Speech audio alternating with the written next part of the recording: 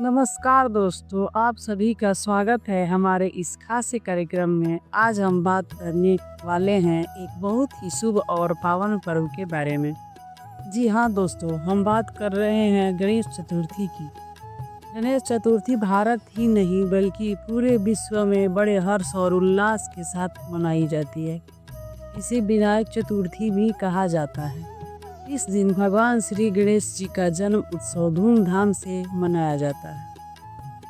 हर घर, हर मंदिर, हर गली चौराहे पर गणपति बप्पा का स्वागत किया जाता है। महाराष्ट्र, गोवा, गुजरात, कर्नाटक, तेलंगाना, आंध्र प्रदेश से लेकर उत्तर भारत तक यह पर्व बड़े श्रद्धा भाव से मनाया जाता है।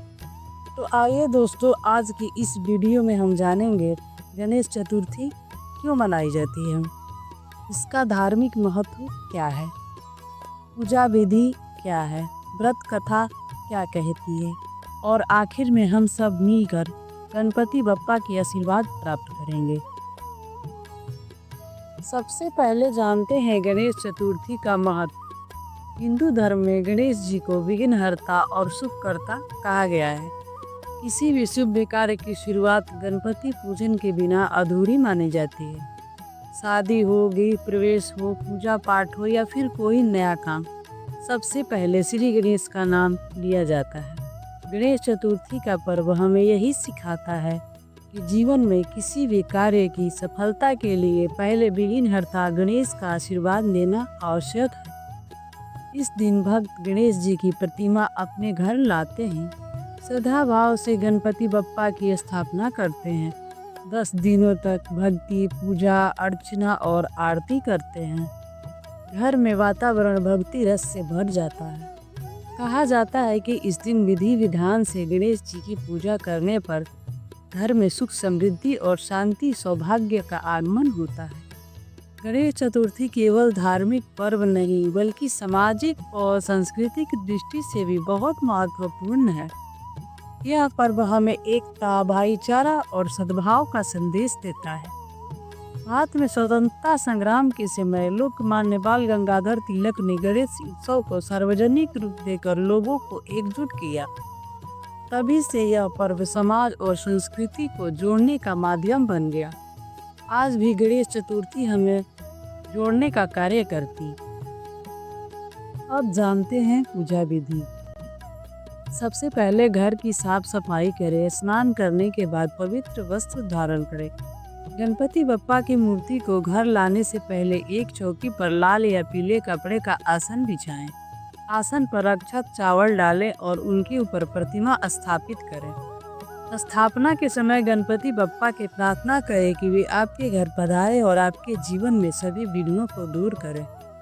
मूर्ति स्थापित करने के बाद गणपति जी को स्नान कराएं। स्नान के लिए पंचामृत का उपयोग करें, यानी दूध, दही, घी, शहद और शक्कर। इसके बाद स्वच्छ जल से स्नान कराएं। गणेश जी को लाल फूल, धुरवा, 3 पत्तियों वाली घास, सिंदूर और चंदन अर्पित करें। गणपति बप्पा को मोदक और लड्डू का भोग लगाएं। दीपक जलाएं और धूप अगरबत्ती अर्पित करें। गणेश जी की विनायक चतुर्थी व्रत कथा सुनिए, फिर गणपति जी की आरती करें। 10वें दिन तक सुबह शाम इसी प्रकार पूजा करें। 10वें दिन या अनंत चतुर्दशी को गणपति विसर्जन किया जाता है। विसर्जन के समय कहा जाता है, गणपति बप्पा मोरया। इस भाव से गणपति बप्पा को विदाई दी जाती है। गणेश चतुर्थी व्रत रखना भी अत्यंत शुभ माना गया है। इस दिन सूर्योदय से पहले उठकर स्नान करना चाहिए। व्रत रखने वाले व्यक्ति को सात्विक आहार ग्रहण करना चाहिए। इस दिन मांसाहार, शराब और नकारात्मक विचारों से दूर रहना चाहिए। पूरे दिन उपवास करने के बाद संध्या के समय आरती के बाद प्रसाद ग्रहण करना चाहिए। ऐसा करने से जीवन में सुख समृद्धि बढ़ती है और मनोकामनाएं पूर्ण होती है। अब सुनते हैं गणेश चतुर्थी व्रत कथा। प्राचीन समय की बात है, एक बार माता पार्वती स्नान करने जा रही थी। उन्होंने अपने शरीर के उबटन से एक सुंदर बालक की रचना की और उसमें प्राण फूंक दिए। यही बालक गणेश जी थे।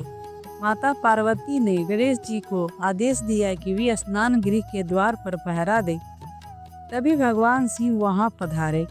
गणेश जी ने उन्हें रोक दिया। बोले, माता स्नान कर रही हैं, अगर आप अंदर नहीं जा सकते। भगवान शिव ने समझाया, मैं तुम्हारा पिता हूँ। लेकिन गणेश जी ने अपने कर्तव्य पर डटे रहे। यह देख भगवान शिव को क्रोध आ गया और उन्होंने अपने त्रिशूल से गणेश जी का सिर काट दिया। माता पार्वती बाहर आई और यह दृश्य देखकर विलाप करने लगी। उन्होंने भगवान शिव से गणेश जी को पुनर्जीवित करने की प्रार्थना की। तब भगवान शिव जी ने अपने गणों को आदेश दिया कि वे उत्तर दिशा में जाएं और जो भी पहला प्राणी मिले उसका सिर लेकर आएं। गणों को सबसे पहले एक हाथी का शिशु मिला। वे उसका सिर लेकर आए। शिव जी ने उन सिर को गणेश जी के धड़ पर स्थापित किया और पुनः प्राण फूंक दिए। इस प्रकार गणेश जी को पुनः जीवित मिला। सभी देवताओं ने उन्हें आशीर्वाद दिया और कहा, अब से सभी शुभ कार्यों में सबसे पहले तुम्हारी पूजा होगी। तभी से गणेश जी को अग्रपूज्य कहा जाने लगा और गणेश चतुर्थी का पर्व मनाया जाने लगा। इस कथा से हमें यही शिक्षा मिलती है कि माता पिता के आदेश का पालन करना चाहिए। साथ ही यह भी कि गणेश जी की सभी देवताओं में अग्रणी हैं। इनके बिना कोई भी कार्य सफल नहीं हो सकता। दोस्तों, गणेश उत्सव केवल धार्मिक दृष्टि से नहीं बल्कि सामाजिक दृष्टि से भी अत्यंत महत्वपूर्ण है। यह पर्व लोगों को आपस में जोड़ता है, समाज में एकता और भाईचारे का संदेश देता है। इस दिन सामूहिक रूप से पंडाल सजाए जाते हैं, सांस्कृतिक कार्यक्रम आयोजित किए जाते हैं। भक्ति, संगीत, नृत्य, नाटक और जागरण से वातावरण भक्तिमय हो जाता है। बच्चे, युवा और बुजुर्ग सभी इसमें शामिल होते हैं। यह पर्व हमें बताता है कि हम सब एक साथ होते हैं तो कोई भी कठिनाई बड़ी नहीं होती। दोस्तों, यह भी गणेश चतुर्थी का महत्व पूजा विधि और व्रत कथा है। गणपति बप्पा का यह पर्व हमें सिखाता है कि जीवन में किसी भी कार्य की सफलता के लिए सबसे पहले श्रद्धा और भक्ति आवश्यक है।